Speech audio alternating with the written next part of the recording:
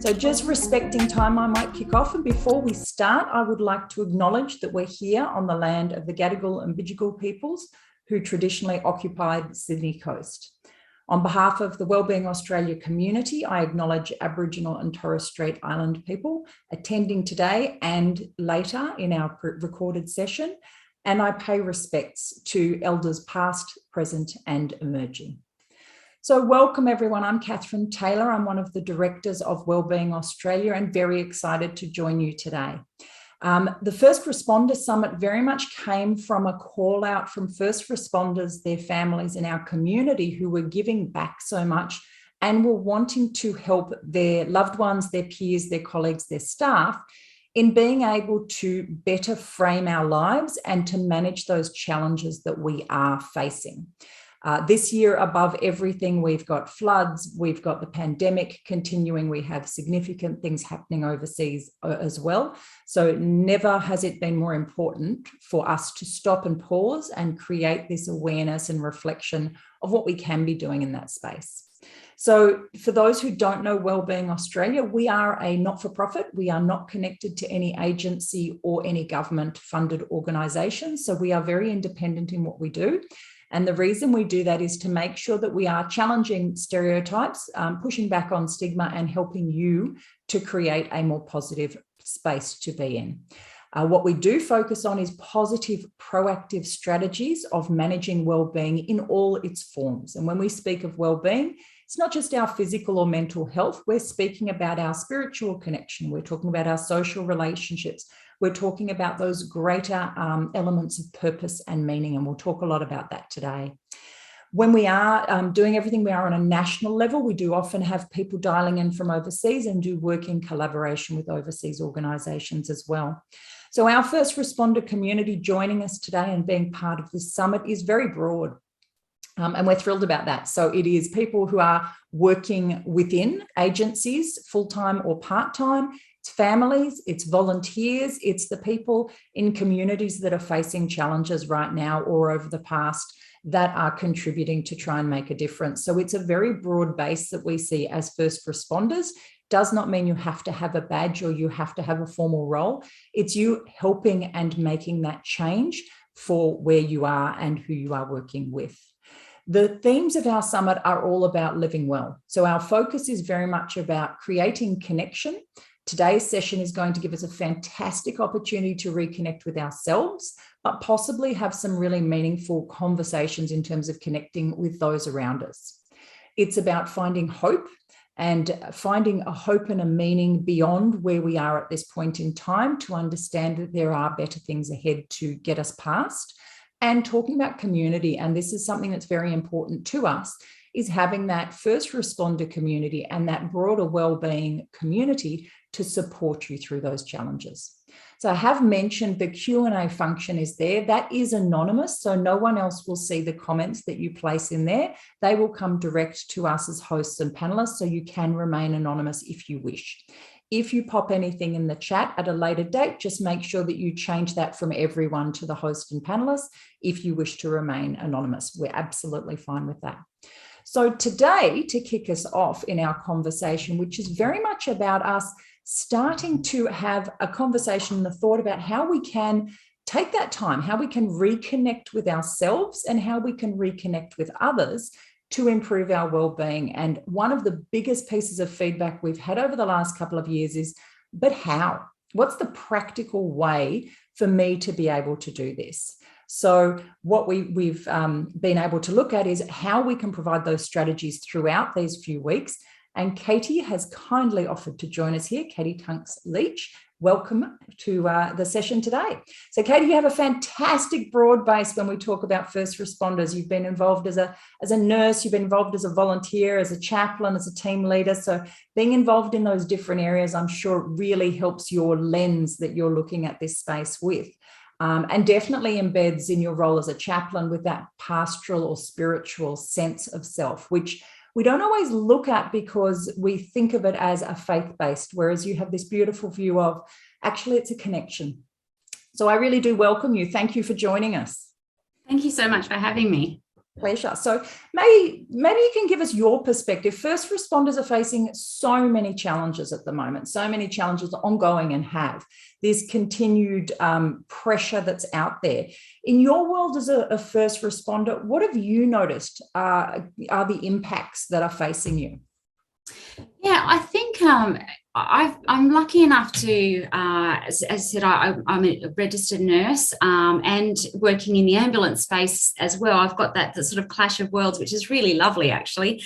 And I think one of the biggest things I see at the moment is the impact that the current circumstances around COVID in particular is having on everybody. And it doesn't just impact one part of the system. When something shifts somewhere, so for example, in the hospitals, I'm seeing, friends and colleagues who are bed managers with pressure on them. We've got to move patients out. We've got to get them out of the bed or to wherever they need to be. And that then flows on, particularly I'm based in a regional area. And so regionally, what that looks like is book an ambulance and get them transferred out. But that puts pressures on our crews. They are sort of, often those bookings come at night time, and with stations that only do on-call work rather than 24-hour work, it gets them out of bed and they're driving in the night for long times.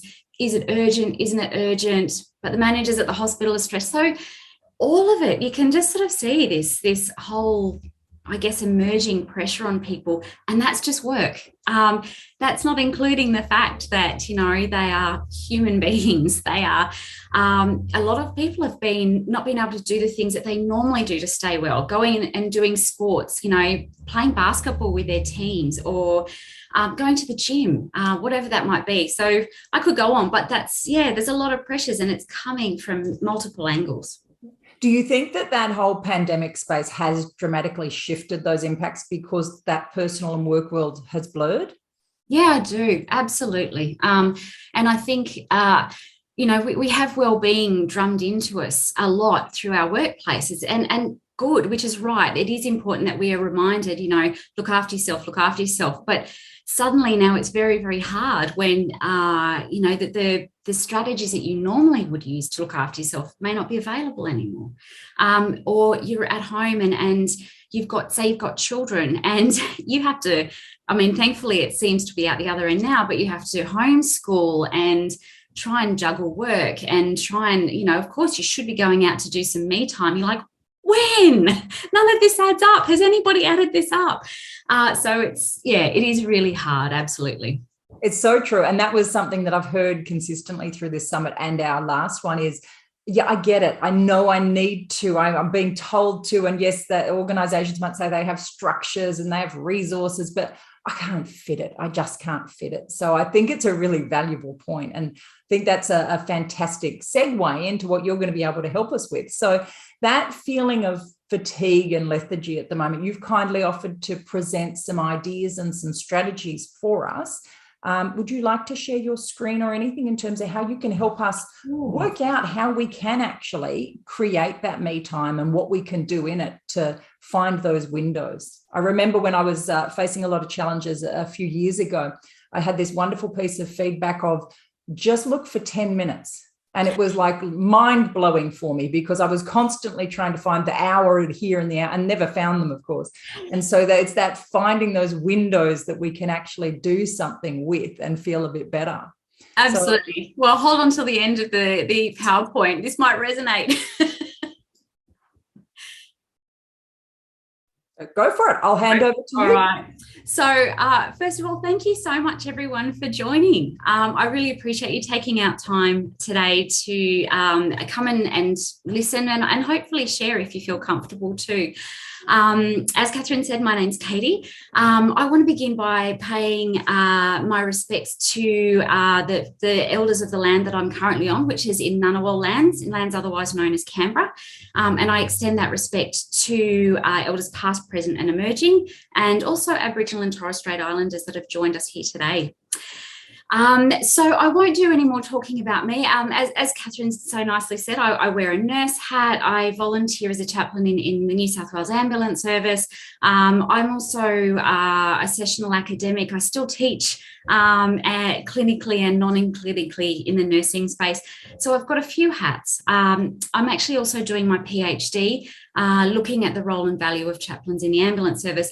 So you can clearly see I'm quite passionate about the themes of meaning and hope and connection and purpose. Now, before I begin today, I'm really keen to make sure that this is an interactive session. If you have questions, obviously I can't see them, but Catherine can. Please feel free to ask. I'm not particularly precious about having everything needing to go to structure. So if there's something you want to add or question, please throw it out there. I'm really happy for that kind of engagement. In fact, I encourage it. What we're talking about today, I'm sure it's probably not particularly new to most of you. I may not be telling you anything new or different, but maybe I am. And maybe it's just a little bit of a reminder.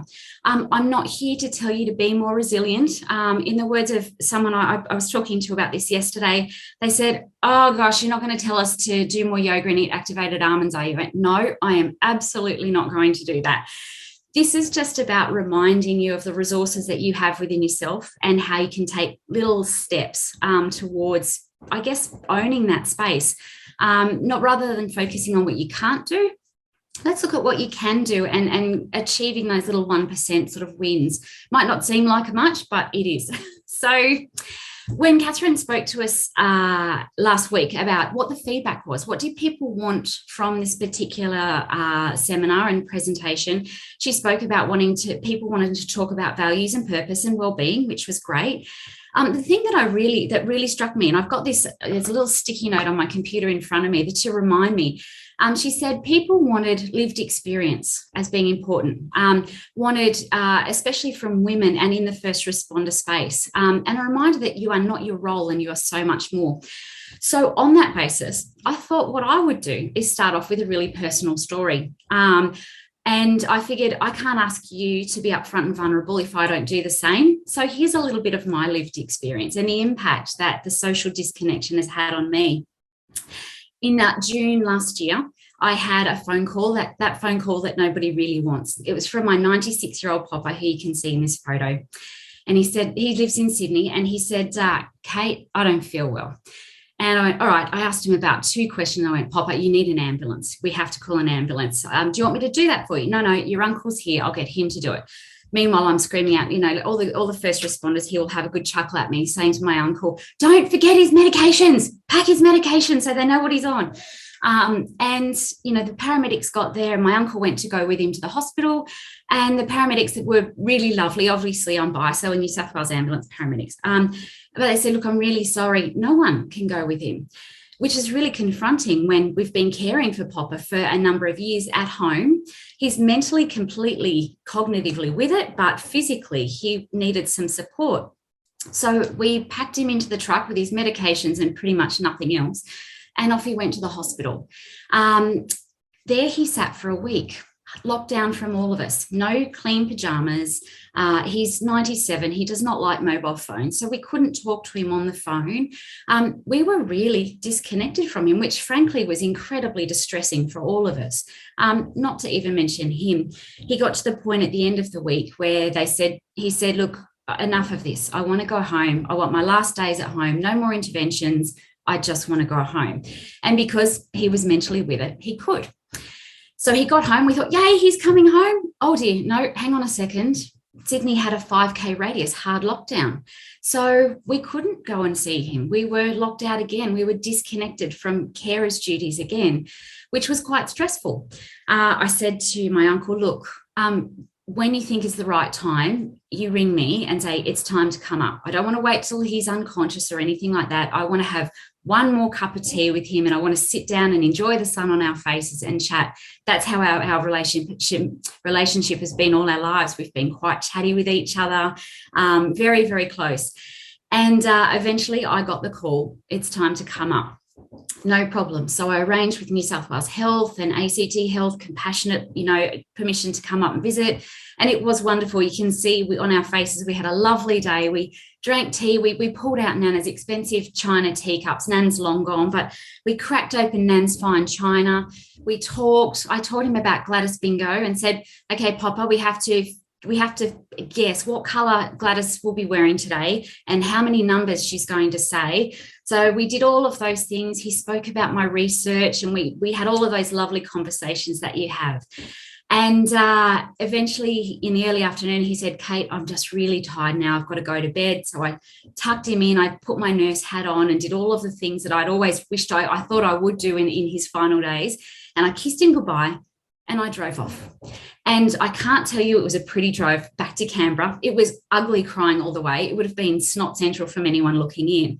And it was really hard knowing that was it. I was walking away but at the same time, full of gratitude that I got that last opportunity. But then the next disconnect came in. I got back to Canberra, and because I'd been in a hotspot in Sydney, I had to do a 2-week hard quarantine. I couldn't go and sit with my family and hug them and be there to sort of bounce off my sadness and my worries and also my fear that what if Papa died while I was in quarantine? I couldn't come out for that.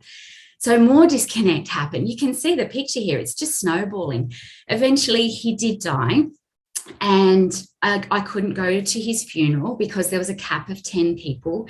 And it was funeral by Zoom, which was frankly one of the most horrendous things I've ever experienced. I couldn't be with my family. You think about the rituals around when someone dies, that we gather together, we share that in times of sorrow or hardship. We get together, we get alongside, we cry, we tell all the stories. There was none of that.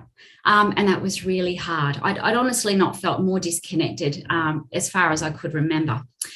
But I did what all, those of us who work in that space, we have this mindset: put your head down, off you go, just keep going on. I'll be fine. I'll just suck it up. So I pushed on towards the end of the year, trying to work hard to balance my research, my teaching work, my ambulance work, my family. I've got 2 kids who are at home, with all of the blurred lines and boundaries of that brought. And I didn't really deal with the grief. And I got to the end of the year and I felt like I was in an awful fog, massive fatigue, couldn't do anything right, dropping balls everywhere. Again, it was bad. And eventually in December, I got on on a Zoom meeting, because again, no face-to-face, with my supervisors. And I said, I am cooked. I'm actually, in the real sense of the word, I'm experiencing burnout. And I was, and they were fabulous. They were absolutely fabulous. And I'm very, very grateful to them for their responses, because what they said was, Katie, just down tools, walk away, go and look after yourself, go and do all the things that you enjoy doing. And I was like, oh, the Reconnect, what's that? Which was wonderful and helpful. Now, look, I've told you this story, and obviously it's quite a personal story, but this story isn't actually unique. It's actually not special to anyone other than me. And in fact, I'm pretty sure that there'd be a number of people on this meeting now, if not most of you, who could really resonate with different elements of that story. And it really got me thinking about disconnect. And is this something that's just COVID? It's actually not. This has been going on for a very, very long time. And it's really powerful. For me, I always reflect back to our Aboriginal and Torres Strait Islander communities. Their disconnect began, a little over 200 years ago, when they were taken from country and from their people. In nuclear families overseas that have traditionally lived together, that's not happening anymore. People from nice small country communities who move to the city move into spaces where suddenly they don't know anyone. So disconnect is not new, but it's really quite powerful for all of us. So I asked around, I did a bit of a pop quiz thinking, well, this is for first responders. So I went and asked some of my colleagues around the different stations, and I said, tell me, when I say disconnect, I want to hear your thoughts or your feelings. And obviously COVID is the most recent. So here's what they sort of spoke to me. They said disconnect is working from home. It's social distancing. It's trying to do everything with no boundaries to differentiate between work life and home life and becoming overwhelmed. They told me it's cancelled weddings. funerals and concerts, cancelled graduations or milestones to celebrate the end of the schooling for our children. No going to bars and restaurants or dancing with our peers to have fun and let off steam. They said on our stations, which, is a lot of don'ts. There was, I wrote down, I said all the don'ts is in my notes. Don't touch, don't sit too close, don't take your mask off, don't hug, go straight home, don't socialise. So it's been the picture I'm hearing, not just from my experience, but from those around me, is that we're confused, we're scared, we're hurting, and we are oh so tired. I haven't heard anyone who hasn't said, gosh, I'm just so tired. So I appreciate I've probably painted a bit of a bleak picture, but it's not to make you feel bad. I actually want to flip it a little bit. And I tell this to remind you that actually you're not alone. And the feelings that you may be experiencing, well, actually, I'm pretty sure we're all sharing those. And instead of focusing on that as a negative, well, hang on a second, there's that idea that, frogs in a pot, guess what? We're all in this together. And that's an opportunity. That in itself is a means of connection. So all is not lost and there is hope. And that's how I want to move forward.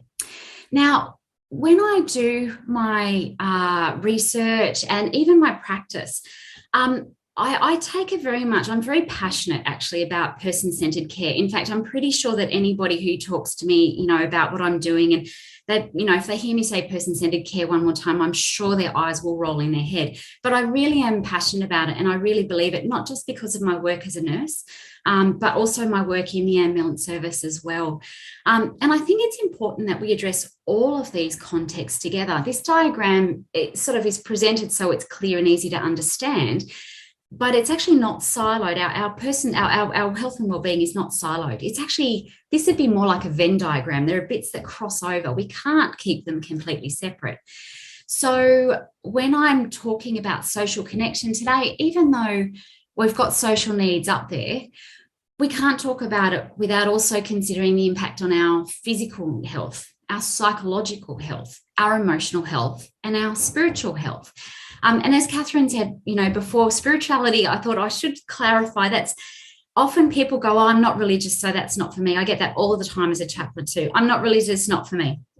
When I talk about spirituality, I'm not talking about religion. And I tell you why. So there's been a lot of work in this space to look at what is spirituality.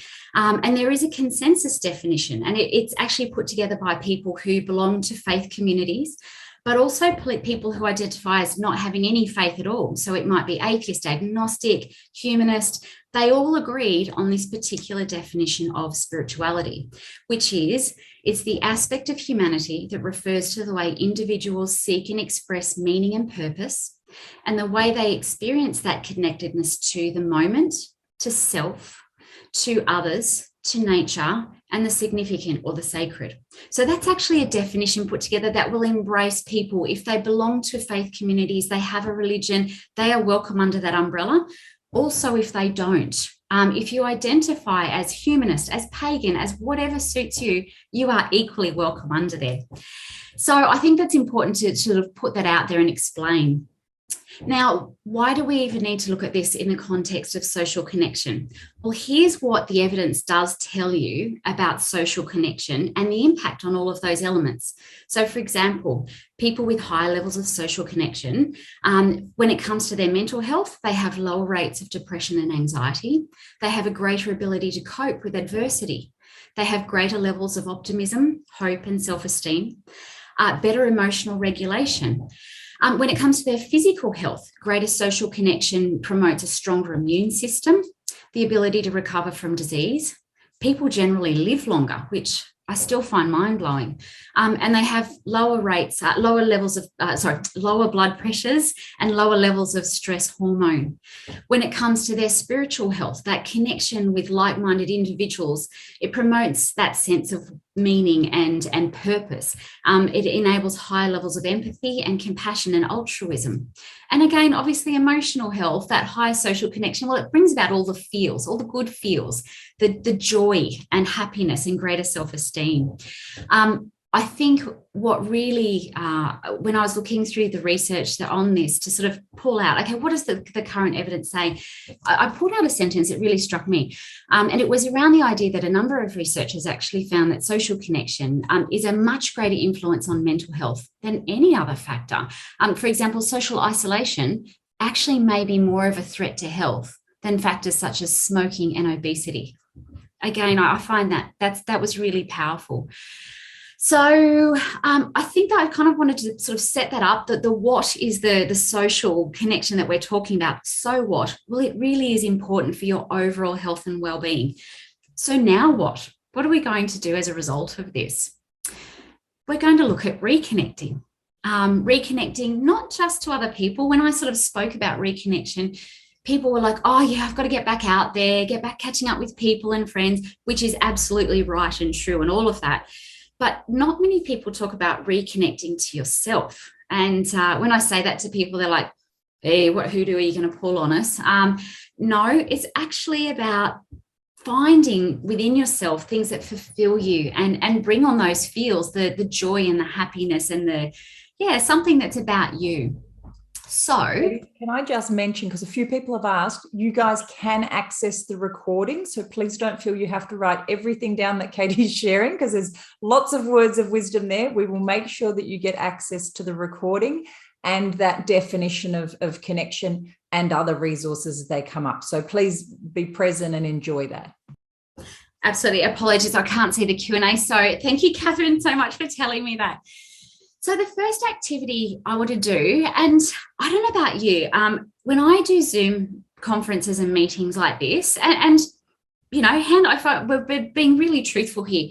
I'll tell you what I normally do. I have one screen up with the slides and everything, and on the other screen, I'm keeping an eye on emails or trying to quickly finish off that Woolworths order or whatever it is I'm trying to do.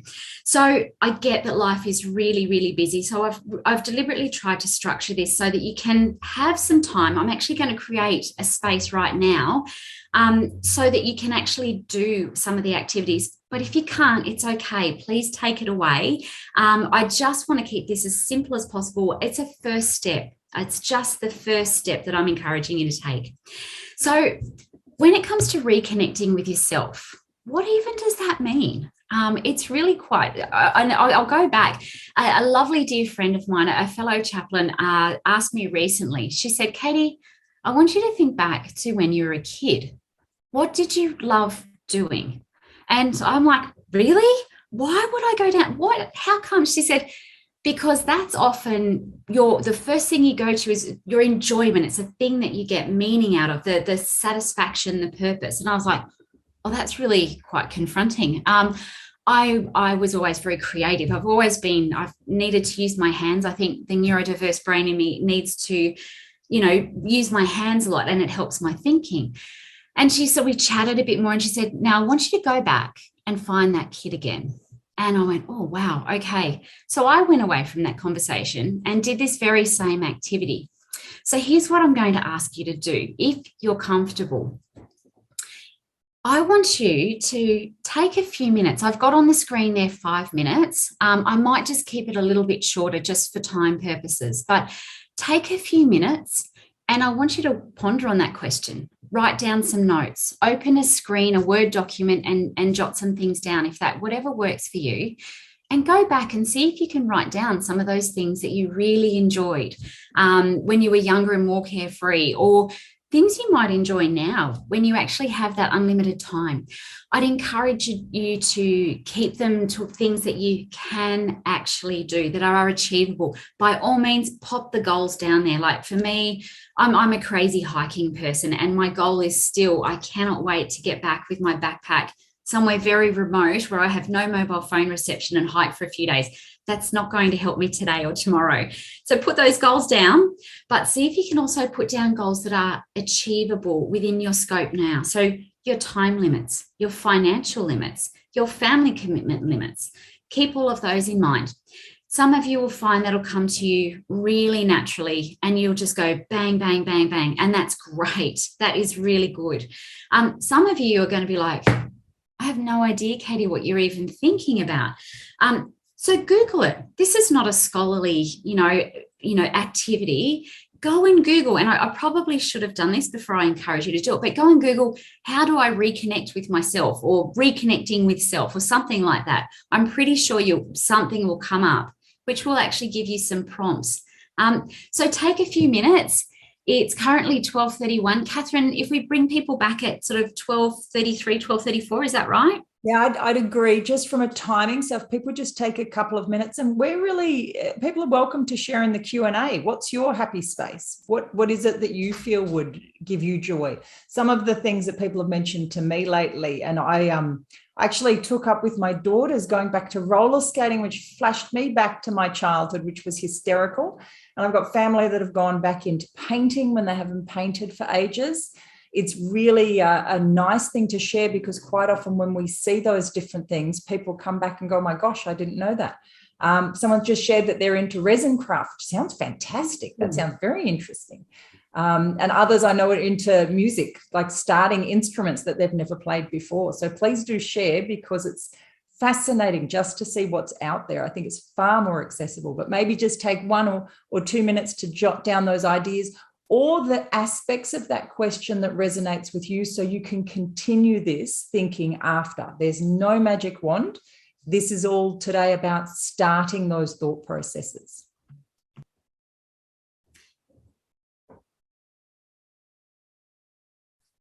We've got some great comments coming through about, beach walks with pets, being outside in the morning, gardening for edible food. Gee, that's something that's definitely on my list as well. Who wrote that? Absolutely. And being able to cook. So cooking with that food that you've actually grown yourself. Yeah. That's a really expanding thing, and that's a lovely community thing too. Absolutely. I've got a couple of neighbours. We also love growing food. And my parents are 20 minutes away, and last weekend we had a giant food swap, and my dad has some blackberries and some tomatoes that he wanted to pull out that were still green. I've still got green tomatoes as well, and some cherry tomatoes and eggplants. And so we went and picked everything, and Dad said, oh, look, I can't be bothered doing anything with the blackberry. So I came home and made blackberry jam, gave them half the jars, kept some myself, gave some away. And green tomato pickle, but I can't touch that for a few weeks. It has to do its thing. So it's like, oh, it's killing me not to open it.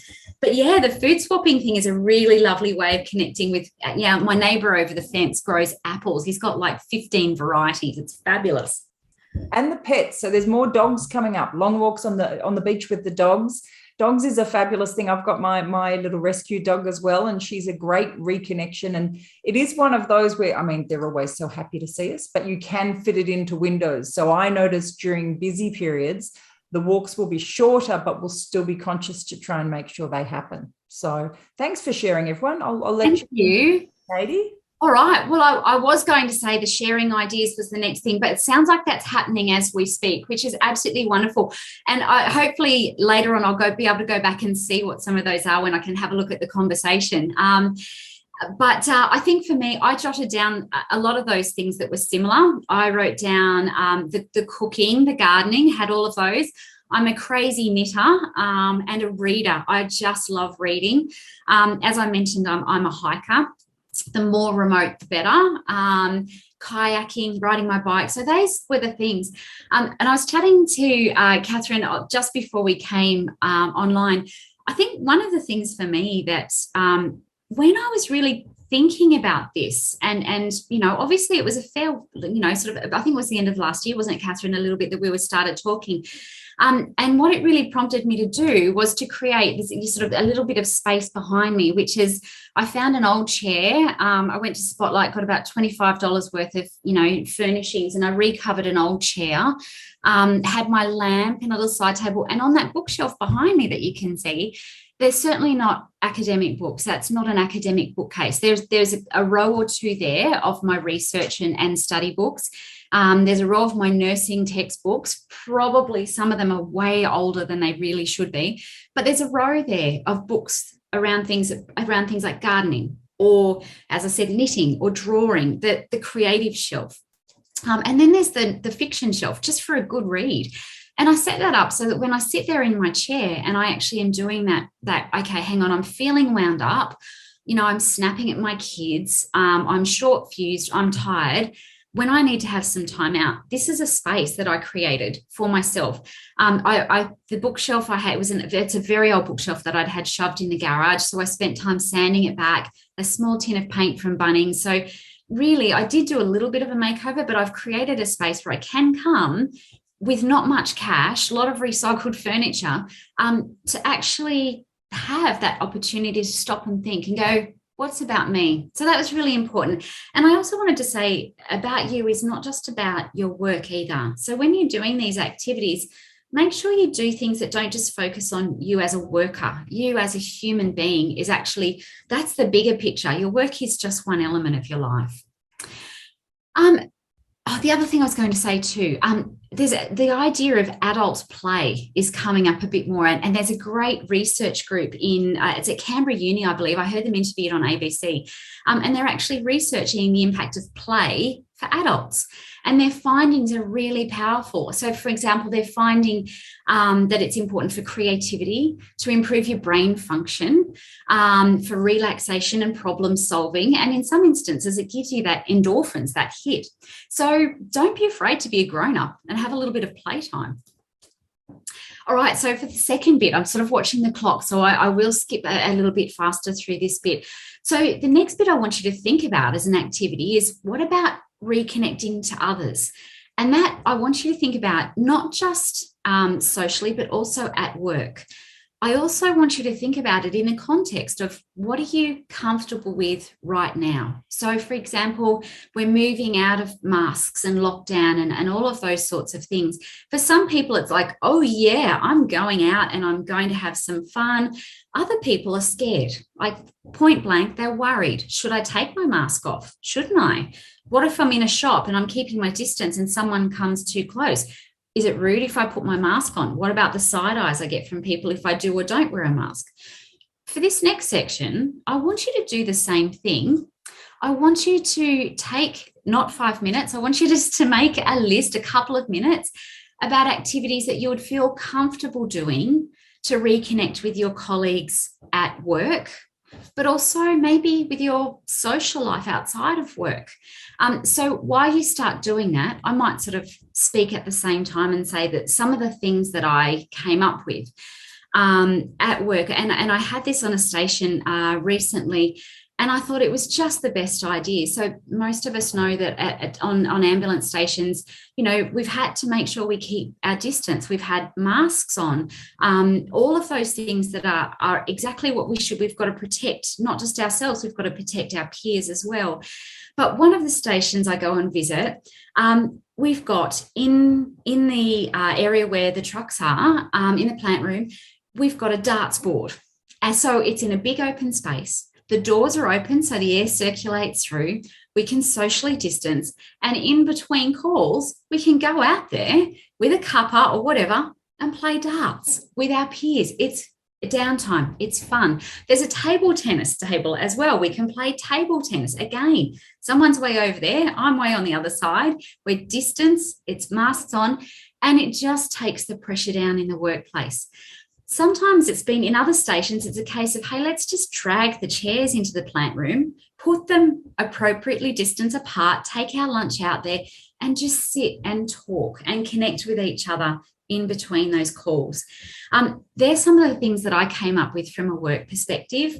Socially, it was around things like going back to picnics, going back to restaurants when I'm comfortable, ocean swims with, groups of friends. And for me, volunteering is something that for my health and well-being and connection is obviously I just love. So I volunteer as an ambulance chaplain because I actually really love it. When I was burnt out, because I get so much value out of volunteering in that capacity, ironically, that was the thing that gave me the meaning and the purpose. It was, I cut out all the extra stress of study and work and research, and actually going back and sort of supporting my ambulance peers was the thing that helped me. So volunteering is something, you never do it unless it's important to you, really. When you think about it, you volunteer to an organisation or a purpose that you get meaning from and purpose from. So when I said to people, oh no, the volunteering with the ambulance, that's the thing that's getting me by right now, they'd look at you with a face as if to say, are you crazy? So those were some of the things I came up with. Catherine, are there any other good suggestions there? Yeah, we've got a range of things coming through, and a couple of comments about investing in being or spending time in nature and that reconnection. And some people have mentioned beaches, others it's bikes. It's all different things, but back into that nature. And there's so much evidence around that, the sky, the trees, the beach, the sounds, the smells, all of that sort of beautiful piece.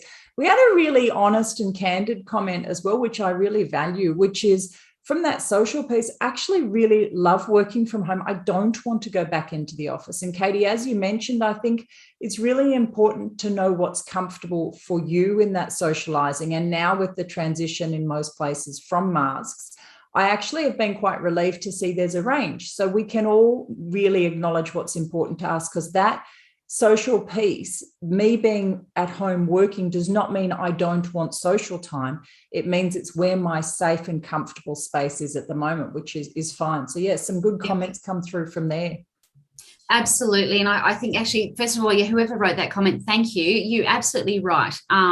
And for some people, it's like, oh, this has been such a relief. And I have quite a number of friends who've mentioned that as well. And yes, I won't deny, I did try to find a way to do my PhD around nature, just so I could spend my time hiking.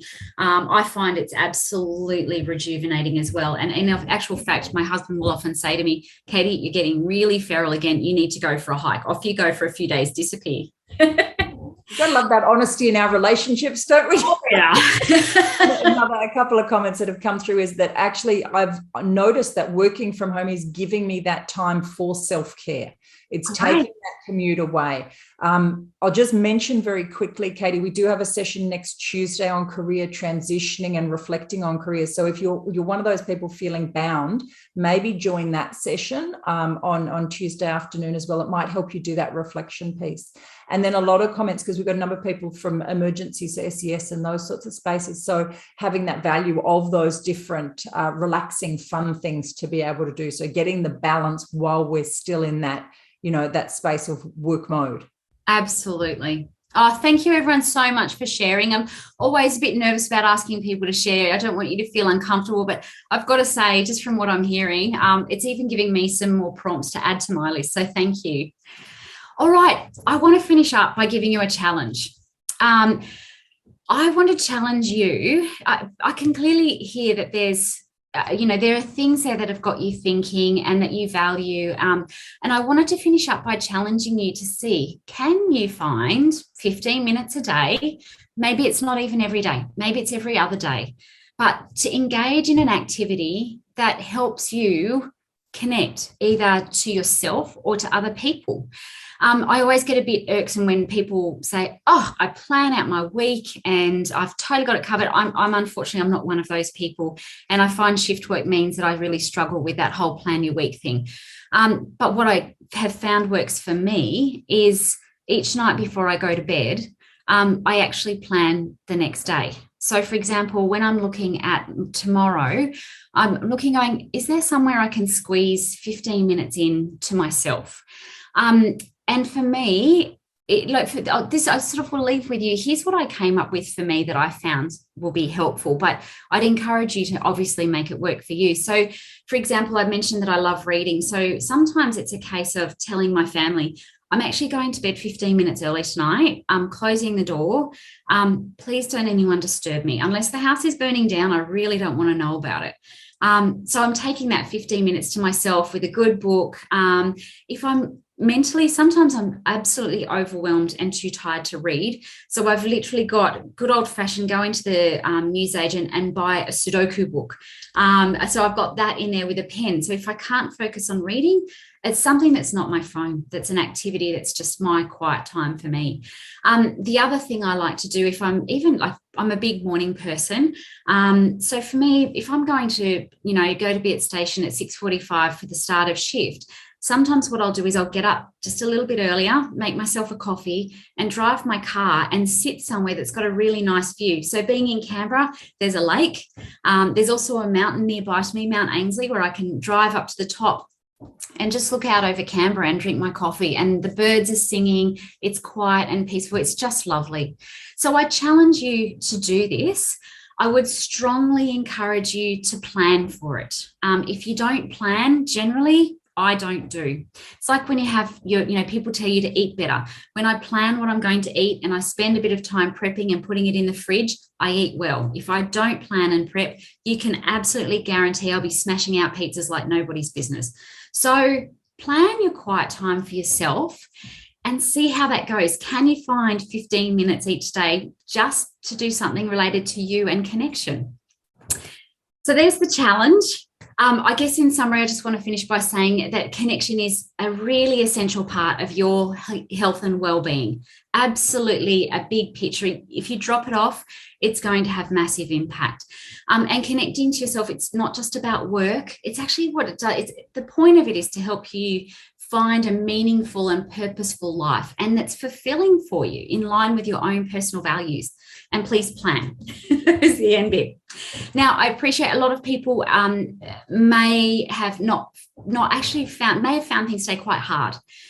If that's you, and these activities might not be for you just yet, they might have helped, but maybe they haven't. I just encourage you to reach out for additional support if you need. If you're comfortable within your organisations, you can see all of those options there. I actually, in my capacity as a chaplain, a lot of people will say, honestly, you know what, I don't want to go in my organisation. I don't want to risk that. So I've also tried to include a bunch of numbers to outside organisations if that would help you as well. So thank you so much for your time, everyone. I really appreciate you making the effort to come and join today. And back to you, Catherine. Thank you, Katie, so much to think about. And I liked your comment there about, making sure you plan for it, because I think quite often it's something that we want to do and there's a desire, but we never find the time. So a couple of comments have come up in the chat about people finding that time by, using the time when they're in the car, or using those windows that they find they're there. Some of the activities, and I have to speak to some of the people who have shared about there was a spoon carving and there was the resin craft and all these things that are fantastic, need to find out more. But I'm seeing there's opportunities to make it both social as well as meaningful to my own self. Katie, if I'm someone who's going, I just don't have the time, I'm so busy, how would you recommend I make or find that time to prioritize this so that it isn't just a thought, it becomes that reality? I've got to be honest and say, there are absolutely times, and I sit in that category too sometimes. It's like actually the actual barrier for me in that instance is it's another thing. It's that mental load thing that you hear about is another thing I have to do. And sometimes it can be a bit overwhelming. I think if that's you, if it's that kind of thing, first of all, take the pressure off yourself. You know what? How about the whole idea is not plan what you should do to connect with yourself? How about the plan is just, you know what? I'm going to, at some point, turn everything off, sit down on my sofa or lie on the floor or whatever and do nothing. That is connecting with yourself. If you're at that point where it's just too much and you can't find the time and you can't find, obviously there is a lot on your plate if that's the case. So plan to do nothing. And don't feel guilty about doing nothing. You know what? If you find that playing Candy Crush or Wordle or whatever on your phone is all you've got in you at that point, you know what? Just do that. I think what I'd encourage you, rather than feeling like there's another thing that you have to add to your plate, then you know what? Just don't feel guilty about doing nothing. And maybe that's your starting point, is finding some time to not feel guilty or worry about what you've actually got to be doing. But for me, what I found is I got to the point where I'm like, okay, I turn into, all kinds of ugly after 9 o'clock at night. I'm not an evening person, but I am a morning person. So I did find that setting my alarm, I do get up at the moment, I get up about half an hour before my family, pretty much every morning. And I come and sit here in my chair. And I just have that time. Sometimes I've got a window next to me and I just stare out the window, or I read a book. And that's what worked for me. But sometimes it works. And sometimes I'm like, you know what? I am so not getting out of bed. Just don't feel guilty. Yeah, and I think that not feeling guilt, I mean, easier said than done, but it is something to start to rewire ourselves. Very conscious, we've only got 10 minutes left. So anyone who has questions, please share them so we can make sure that we do get back to you. I love the person who's mentioned that they used the time in the car and they did fall asleep once. So that meant you really needed that time. Yeah. One more question for you before we sort of come to wrap up is, you mentioned the connection with others, and that's such a valuable piece. And you mentioned that social aspect as well.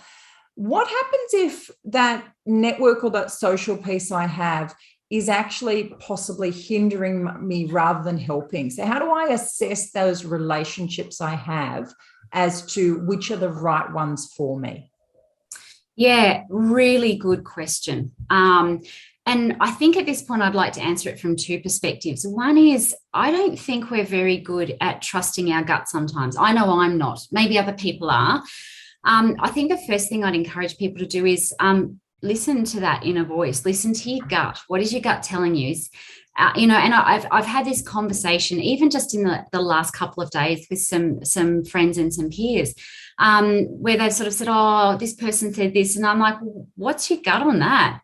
Because frankly, from where I'm sitting, that doesn't sound like that person's actually answering in your best interests. It sounds like there's a little bit of their best interest. So I think the first thing I'd say is listen to your gut, because I just don't think we do it enough. And in that instance, they're usually right. Your gut's right. The other thing I found recently, I read Brene Brown's most recent book. It's called Atlas of the Heart, and it talks about all of the emotions and the feels. And for those of us that work in this space, I was, fangirling it for days, but I digress. One of the areas that she talks about, so it's a really great question, Catherine, because she actually speaks into this. She talks about how to cultivate meaningful connection with people. And one of the things that she speaks about is the importance of being other focused. When you're trying to walk alongside someone, it's about being focused on them, or person centered, or whatever we want to call it, but that other focused. She then goes on to talk about near enemies and far enemies. So things that can trick you into thinking that they're being other focused, but they're not. And one of the things, and I'll just read out a couple of things I wrote down, actually. She said that if you're a near enemy of a near enemy of being other focused is performing concern while trying to control or distance. And a far enemy of being other focused is defaulting to self-protecting and self-focused. So I think, that sort of also speaks into that gut. Is that person really, do they have your genuine interests at heart? If the answer is no, well, don't take it on board. Depending on how you're feeling, you can thank them for making you think or giving you something else to think about. Or just completely, write it off. Don't be rude, but don't take it on board either. Just go with your stomach. If someone's trying to possibly not care for you and sabotage, don't go there. And also, I guess one of the comments on that is, you know yourself best. Yeah. And that comment about reconnection is allowing yourself to retrust yourself, because sometimes, and we had some great comments about, when we're really at our busiest, just being is actually the right thing to do. And I take your point about the yoga and everything, and I don't have a problem with yoga. I actually really like it. It does get a big rap when we come to wellbeing, and it's that coming back. So when I had young children, sitting and doing Play-Doh with them was something that really worked in terms of just getting me to recenter and recalm. Over lockdown, when we were in our heightened states, we got puzzles and we did them as a family. And so sometimes it would be one person, sometimes it would be all of us, but being able to find those moments to retap. Adam Grant has a really interesting book called Give and Take as well, which follows that same theme about different approaches of how people reciprocate in relationships, which is a really interesting one about how we as givers actually can harm ourselves. So it's one I'd recommend as well. And thanks for the recommendation in the chat about Fangirl as well. So really good to have those resources to keep that thinking piece coming. So one of the things you mentioned is about trying to find that time. I guess something I'd love to share with everyone is, when we're looking at well-being, it's trying to prioritize before we hit rock bottom. Katie, would you say that's something that we, in your work, probably you see more where people are hitting that rock bottom before they're doing things? How do we identify those windows? Yeah, I think I'm lucky in my role. It's got sort of a proactive and a reactive element to it. So just sort of chatting to people day in and day out. And sometimes we are able just to gently remind in the ambulance space. I think one of the things I love, in my role as chaplain is, we get to talk, which is really great. And sometimes when people are talking to me and telling me what's going on in their lives, and I'm listening and hearing them, and they'll tell me about X and Y. And I might actually gently remind them, say, it sounds like your plate's, pretty full right now. Are you looking after you? And often that's all I need to say. I just want to plant that seed. There's certainly no lecturing that goes on, because I don't know about you, but I don't need anyone else making me feel guilty for, the lack of priorities and in my life. And when I get it wrong and drop the balls and there's enough guilt going on there. So I don't believe that guilt actually works anyway. But sometimes it's just a gentle nudge to someone going, you sound really busy. What are you doing to look after you? Or remind people, in emergency services, we often talk about, how full is your bucket right now? I'll often say, how are you emptying that bucket? Because it's sounding pretty full. So it's just the gentle nudges. And I think we do it as peers too, with, our fellow first responders or our fellow nurses or for whoever's here. It's like my dear close friends, I'll say to them, I'm really worried about you when I'm not having to wear my nice therapeutic conversation, relationship, whatever hat. A friend, I'm really worried about you. You've got a lot on and you're looking tired. Have you got time to come out for a coffee with me sometime soon? So if I'm feeling well enough, I can actually help that person by reaching out. They don't have to make a decision. I'm like, actually, I want to take you for a coffee. Tell me a good time and I'll take you. Oh, yeah. So that's when I'm feeling well. It's nice to be able to, as a peer, not as a chaplain, just to say to someone close to by, I see you struggling. This is what I want to do to help you. Beautiful. And I know there's people in the room who are family members of first responders, or both first responders and concerned family members. And so being able to create that window and have some of those prompts that you've shared with us today to be able to have some conversations and just see what might work is really gold. So thank you so much, Katie, for your time, for your sharing, and for your real vulnerability, because it's something that we do notice is we really are all facing significant challenges and disruption through this entire pandemic situation. So it's really important for us to be able to reconnect and understand that actually we're all experiencing it, but I need to make an active choice to then detach from what I can and to reconnect with what I feel I may be missing. So thank you. On the screen, there are a number of contact points. If you or those you know and love are actually feeling in a point of crisis, we do encourage and urge everyone to reach out for help. Thank you to everyone in the room, and the questions and comments are still coming through. So absolutely loving that, and really good comments about that gut instinct and recognizing toxic relationships and setting those boundaries so that we can break that cycle. There are a number of actual workshops we've got coming up where we can continue to build these things through.